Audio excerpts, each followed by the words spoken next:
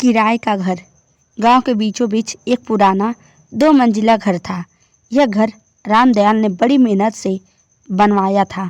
खेती से जो बचत होती उसे ईंट पत्थरों में लगाते लगाते यह घर खड़ा हुआ था। रामदयाल के निधन के बाद घर में उसके 4 बेटे और 2 बेटियां रह गई। शुरुआत में सब ने सोचा कि इस घर को बंटवारे के बजाय किराए पे दे दिया जाए ताकि जो भी आमदनी हो सब में बराबर बांट दी जाए। शुरू में ये व्यवस्था ठीक चली।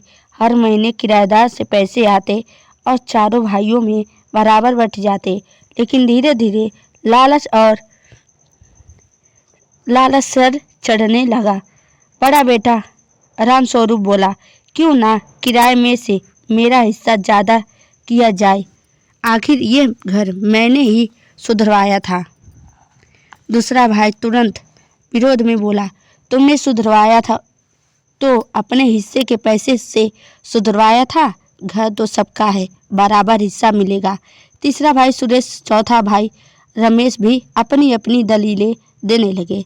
अगर तुम लोग झगड़ोगे तो किराएदार भी घर छोड़ देगा, फिर सबके हिस्से का नुकसान होगा। राजेश बोला, लेकिन मामला नहीं रुका। धीरे धीरे विवाद इतना बढ़ गया कि किराएदार को तंग किया जाने लगा। कोई दरवाजे पर ताला लगा देता, कोई बिजली काट देता। किराएदार तंग आकर घर खाली कर गया। अब चारों भाइयों के सामने सवाल था, घर खाली पड़ा रहेगा या कोई रहेगा। रमेश को कोई बोला, क्यों ना हम में से कोई यहाँ रहने लगे। राजेश ने तुर्की में जवाब दिया, अगर तुम रहोगे तो किराया दोगे क्योंकि यह घर सबका है। फिर से विवाद शुरू। एक कहता किराया बाजार भाव से लो, दूसरा कहता हमारा ही घर है, किराया क्यों देंगे।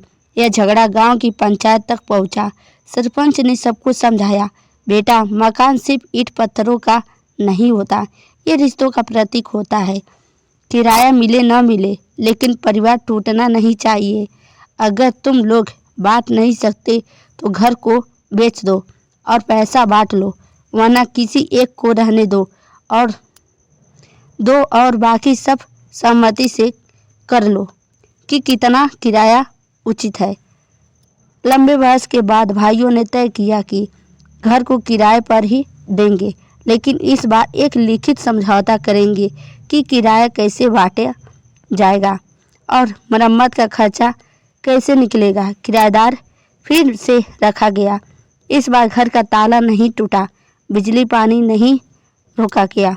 भाइयों ने आपसी रंजिश पर काबू पाया और समझ लिया कि एक घर की वजह से रिश्ता खोना सबसे बड़ा नुकसान है।